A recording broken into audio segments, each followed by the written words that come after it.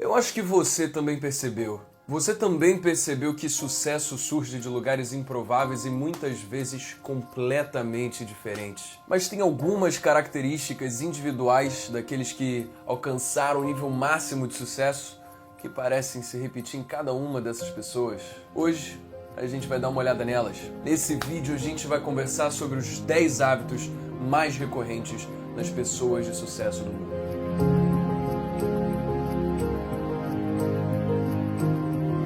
Então, antes de começar, já deixa o seu gostei. Eu sinceramente acredito que esse conteúdo possa ajudar muito mais pessoas. Então, me ajuda a conseguir levar esse conteúdo para a maior quantidade de pessoas possível. O primeiro hábito das pessoas bem-sucedidas é acordar cedo. De segunda a segunda, no mesmo horário sempre, porque o seu corpo não sabe a diferença entre o sábado e uma segunda-feira. Richard Branson, o fundador do grupo Virgin, acorda às 6 horas da manhã todos os dias. Kevin O'Leary, um dos tubarões do Shark Tank americano, acorda às 5h45. Jeff Bezos, dono da Amazon, acorda às 5 horas da manhã. Michelle Obama, 4h30. Tim Cook, CEO da Apple, acorda às 3h45 todo santo dia. Mas por que todas essas pessoas acordam tão cedo? Afinal, se elas não acordam tão cedo, não quer dizer que elas também têm que ir dormir mais cedo? É verdade, não tem como ninguém criar tempo. Todo mundo tem as mesmas 24 horas no dia. O que muda de pessoa para pessoa é como elas usam essas mesmas 24 horas. Então, o segredo não é somente acordar cedo, o segredo é o que você faz depois de você acordar. Pensa comigo, a maior parte das pessoas começa o dia reagindo, porque elas provavelmente colocaram o despertador no horário mais tarde possível para terem a maior quantidade de sono e conseguirem chegar no trabalho em cima da hora. Então, quando o despertador toca, elas rolam um pouco na cama, depois apertam o botão soneca para dormir mais um pouco e depois que acordam, pegam o celular para ficar vendo o que qualquer pessoa postou nas redes sociais até finalmente levantar e se arrastar para o trabalho. Isso faz com que elas passem mais tempo na cama do que elas realmente precisam e já comecem o dia reagindo às pequenas distrações ao seu redor. Daí, como essas pessoas não têm tempo de manhã, elas estabelecem um momento do dia para dar conta dos seus projetos pessoais depois do trabalho, quando elas já estão esgotadas mentalmente e cansadas de todo o dia que viveram. Então, realisticamente, elas acabam produzindo muito pouco e se contentam em terminar a noite assistindo Netflix ou mexendo no celular. E tem estudos que mostram que a forma como a gente começa o nosso dia reflete na forma como a gente vive o nosso dia. Então, começar o dia desse jeito reativo já prejudica diretamente no nosso potencial de produzir ao longo dele. Enquanto, por outro lado, pessoas que começam o dia agindo proativamente em favor a uma visão, a uma direção para o seu dia, conseguem alcançar os maiores níveis de produtividade. E a forma mais simples de você fazer isso é arrumando sua cama. Deixa o seu celular do outro lado do quarto quando você for dormir, para que você precise levantar no dia seguinte para desligar ele, daí acende a luz, respira e começa a arrumar sua cama. Isso vai te dar um pequeno senso de orgulho por você proativamente ter terminado a primeira tarefa do dia e ter começado o dia agindo ao invés de reagindo. Tem até uma frase icônica de um oficial da Marinha que ele fala: se você quer mudar o mundo, comece o dia arrumando sua cama. If you want to change the world, start off by making your bed. If you make your bed every morning, you will have accomplished the first task of the day. It will give you a small sense of pride, and it will encourage you to do another task, and another, and another. Daí, depois disso, faz um exercício, faz 30 polichinelos, vai malhar, se move, oxigena o seu corpo e a sua mente para você acordar. Mostra para si mesmo que você começou o dia para fazer. E amanhã é o melhor momento do dia para fazer, porque ela é o horário do dia que tem menos distrações. Provavelmente a sua família ainda não está acordada, o seu celular não vai ficar tocando e o mundo ainda não despertou. É um horário de silêncio que você pode usar para trabalhar em cima da sua visão sem preocupação de ser interrompido. E o segundo hábito das pessoas bem-sucedidas é ler. Pessoas de sucesso são obcecadas por desenvolvimento pessoal. Crescimento é a única forma de fugir da decadência. Inclusive tem um ditado que diz que se a gente não está se desenvolvendo, a gente está decaindo. Os top CEOs do mundo leem em média 15 livros por ano. enquanto a média da população lê 1,5. Procura ler sobre negócios, marketing, finanças. Procura ler sobre histórias de outras pessoas de sucesso. Nunca se sabe qual ideia você pode faiscar ou viver a jornada de cada uma dessas pessoas. Tem até um ditado em inglês que diz "The more you learn, the more you earn", que significa quanto mais você aprende, mais você ganha. Porque livros são uma forma acessível de você viver a experiência de outras pessoas e tirar aprendizados com isso sem que você precise passar por todos os problemas e dificuldades que o autor passou para adquirir aquele conhecimento. Ler é viver a experiência de outra pessoa como se fosse a sua, é aprender com o erro do outro. O terceiro hábito de pessoas bem-sucedidas, por mais que um pouco polêmico, é sacrificar o presente em prol do futuro. Se você quer ter algo que nunca teve, você precisa fazer algo que você nunca fez. Isso quer dizer que enquanto a gente continuar fazendo as mesmas coisas que a maior parte das pessoas que a gente conhece, a gente vai ter os mesmos resultados que elas têm. E eu sei que pode ser lógico para muitos de nós pensar que tendo amigos, famílias, relacionamentos para manter, é simplesmente impossível achar tempo para conseguir conciliar mais alguma coisa ali dentro. E isso provavelmente é verdade. De novo, tempo não se cria. Então, qualquer pessoa que queira atingir um nível alto de sucesso vai precisar ver os seus amigos saindo para as festas nos finais de semana, ou seus familiares marcando uma viagem para daqui a alguns meses, ou a sua série do Netflix com uma temporada nova saindo e precisar dizer não. Eu lembro de uma conversa que eu tive com uma amiga minha na época em que eu fazia engenharia. Ela perguntou se eu ia no Interenge, que é um evento esportivo entre várias faculdades de engenharia, de alunos que vão até uma cidade do interior para torcer pela sua faculdade que está competindo entre as outras. E à noite tem festas e o evento é animal, mano. Mas eu disse, não, é muito caro. Ela falou que entendia eu querer economizar para ter alguma segurança no futuro, mas também falou que não adiantava nada ter dinheiro no futuro se a gente não tinha um bom passado para lembrar. Memórias de quando a gente saiu para zoar com os amigos, quando a gente foi num luau e acabou conhecendo que veio a ser um grande amor. Esses são os tipos de memória que eu teoricamente estaria abrindo mão. E a verdade, cara, é que eu tinha dinheiro para pagar o evento e eu sinceramente queria ir. Mas nessa época eu já tinha uma visão. Os Jovens de Negócios já existia aqui.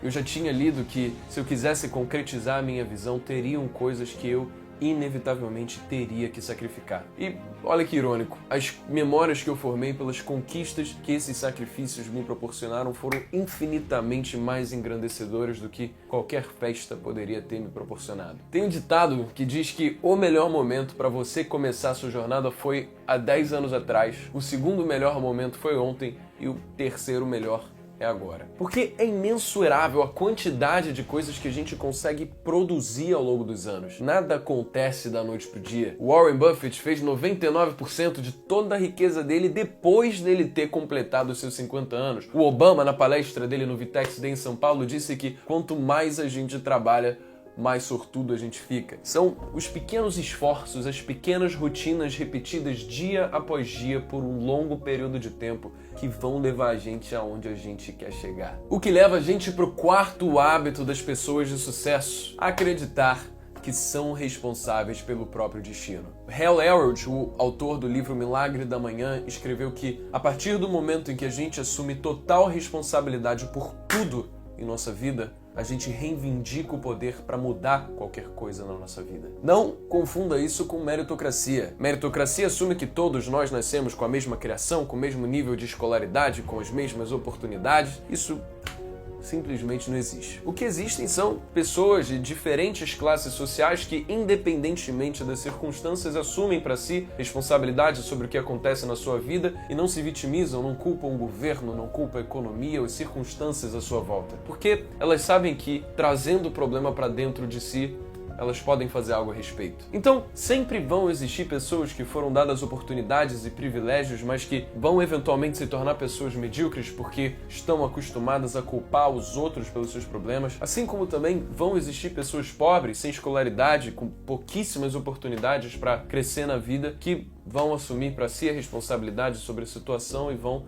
tentar fazer algo a respeito. Se elas têm vitórias, elas traçam o próximo objetivo e continuam em frente. Se elas têm derrotas, elas aprendem a lição e tentam de novo. O quinto hábito das pessoas bem-sucedidas é definir metas. Nas finanças, nos negócios, em qualquer área das nossas vidas, se não sabemos onde estamos indo, acabaremos em um lugar que não planejamos estar. Então, tenha metas para todas as áreas da sua vida. Você quer viajar daqui a 3 anos? Então todo mês investe um pouco do seu salário em um CDB com liquidez no vencimento. Você quer triplicar seu negócio em 5 anos? Então estuda todos os livros de Six Sigma, venda, gestão, inovação que você puder encontrar e traça um plano de ação para você decidir como você vai chegar lá. Você quer perder 20 quilos em 3 meses? Então todo dia, quando você acordar de manhã, coloca o seu tênis de corrida, bebe um shake, corre 5 km e não come o brownie da tia da barraquinha do trabalho. É preciso ter metas muito bem definidas para tudo em nossas vidas, porque só assim a gente tem clareza sobre como a gente vai chegar lá. O 6º hábito das pessoas bem-sucedidas é, claro, fazer o dinheiro trabalhar por elas. Pessoas bem-sucedidas não ficam ricas para conseguir encontrar um monte de coisa luxuosa com que elas podem gastar seu dinheiro, senão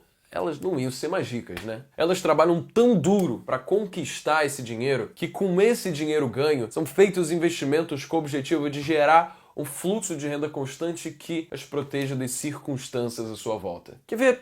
Imagina o seguinte, 2 pessoas ganham os mesmos 100 mil reais cada. A primeira fica amarradona e compra um Range Rover na hora. Daí, no momento em que ela sai da concessionária, o preço do carro começa a cair, porque carros são passivos ou bens depreciativos. A desvalorização de um carro é de 10% ao ano, que quer dizer que essa pessoa cada ano vai perder 10 mil no valor do carro. Isso sem contar com os 20% que ela já perde só por tirar o carro da concessionária. Daí, a segunda pessoa compra boas ações e bons fundos imobiliários, sempre reinvestindo os rendimentos desses investimentos e espera 15 anos até ter 4 vezes o valor total investido. Ela vai lá, compra o Range Rover e com os rendimentos de todo esse investimento, ela consegue arcar com todos os custos para manter um Range Rover. Isso quer dizer que, esperando o tempo suficiente, os nossos ativos vão cobrir o custo dos nossos passivos. E é somente nesse momento em que os ativos conseguem custear os passivos em que as pessoas bem-sucedidas se dão o luxo de comprar passivos. Então, na próxima vez que você receber o dinheiro dos freelas que você fez, imediatamente faça esse dinheiro começar a trabalhar por você. E caso você tenha dívidas, quite as dívidas antes, porque juros de dívida sempre vão ser maiores do que qualquer rentabilidade e investimento que você possa ter. O 7º hábito das pessoas bem-sucedidas é criar valor para as outras pessoas. Will Smith disse: se você não está fazendo a vida de alguém melhor, você está perdendo seu tempo. Dinheiro, meu amigo, é consequência de você ajudar outras pessoas. Então, o nível de riqueza de um indivíduo é diretamente proporcional ao número de pessoas que ele ajuda. Pensa quanto mais oportunidades a nossa vida ganha quando a gente conhece um produto inovador. Os aviões permitiram que empreendedores fechassem negócios globais, a internet e o computador permitiram que criadores como eu pudessem ter a plataforma para expor nossas ideias, me comunicar com pessoas de todo o Brasil e mundo, assim como você que está assistindo. A base de qualquer riqueza lícita se formou por criações e atitudes que, em sua essência, ajudavam outras pessoas. E o mesmo raciocínio se aplica se você quiser encontrar um mentor, uma pessoa para te guiar na sua jornada de sucesso. Imagina que você conhece uma pessoa do qual você quer se tornar um aprendiz para conseguir absorver a maior quantidade de conhecimento possível dessa pessoa e também para que você evite passar pelos mesmos erros que essa pessoa passou. A melhor forma de chamar a atenção dela é proativamente agregando valor a ela, mostrando que você pode ajudar ela em sua vida, em seu negócio, mesmo sem que ela tenha pedido você para isso. Irmão, tem muito problema no mundo que está longe de ser resolvido ainda e é fácil reclamar deles. Difícil é ser aquele que se dispõe a descobrir e inventar soluções para resolver esses problemas. O 8º hábito das pessoas de sucesso é pensar em termos de abundância e não de escassez. Tem aqueles que pensam que só existe uma quantia limitada de riqueza pelo mundo. Daí, com esse raciocínio, meu amigo, para alguém ganhar dinheiro, o outro sempre tem que perder. Só que não é assim que a economia funciona. Riqueza pode ser criada. Todo pó de minério de ferro que é extraído do chão e refinado, toda fruta que é colhida, todo curso online que é feito, tudo novo que é criado passa a ter um valor intrínseco e a contar para a totalidade de riqueza do nosso país.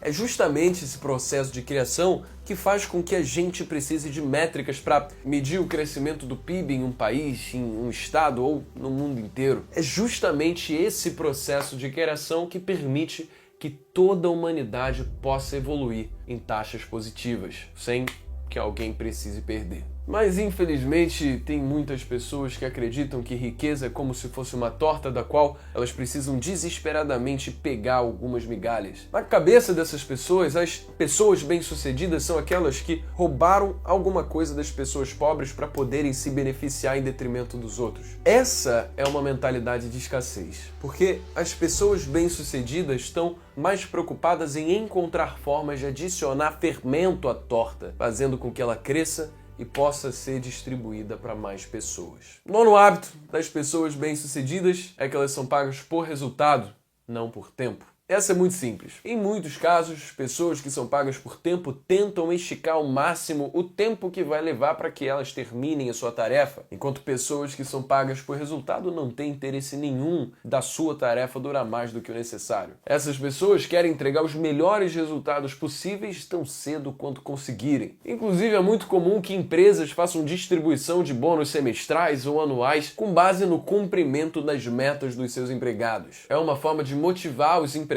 a se dispor a entregar resultados reais à empresa, ao invés de serem somente remunerados pelo seu tempo de trabalho. E, por último, meu amigo, o 10º hábito das pessoas de sucesso é a resiliência. Resiliência significa continuar apesar de todas as adversidades. Em outras palavras, não desistir.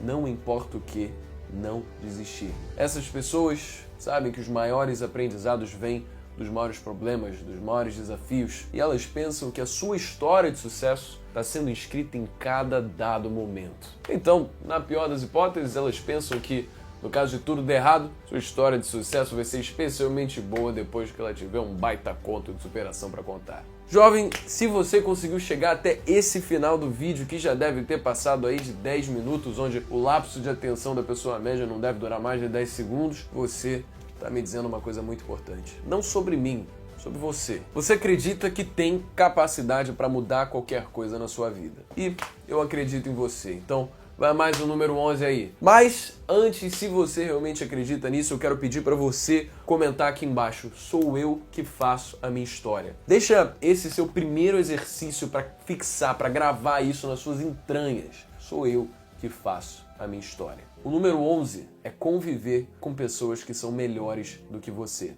É uma característica do ser humano querer estar perto de pessoas que estão pelo menos no mesmo nível que a gente ou abaixo. Porque, infelizmente, a gente se sente bem ao se sentir superior a alguém. E em um time de pessoas não tão boas quanto você, pode te deixar inclinado a culpá-las quando alguma coisa der errado. Tem um ditado também que diz que nós somos a média das 5 pessoas que mais convivemos. Então, o problema de conviver com pessoas com menos conhecimento ou menos habilidades específicas é que a gente fica estagnado. Enquanto na convivência de pessoas mais conhecedoras do que a gente em diferentes assuntos, a gente se coloca numa posição de desconforto. E é justamente no desconforto que a gente cresce. Ninguém quer ser culpado por algo que deu errado porque ela era a pessoa burra do meio. Por isso, a noção, a ciência de que existem pessoas melhores do que a gente no nosso meio nos estimulam a nos desenvolver para conseguir acompanhar. Fora que conviver com pessoas que são melhores do que a gente em diversas áreas nos traz a oportunidade de absorver o conhecimento delas e aplicar ele nas nossas vidas. Eu sinceramente espero que você tenha achado esse vídeo engrandecedor. Se achou, considere se inscrever aqui no canal, ativar as notificações para você saber quando tiver vídeo novo. Não se esquece de clicar no botão de gostei aqui embaixo também para a gente levar esse vídeo para a maior quantidade de pessoas possível e de comentar aqui embaixo. Sou eu que faço a minha história. Sem mais, meu nome é Breno Perrucho, esse é o Jovens de Negócios.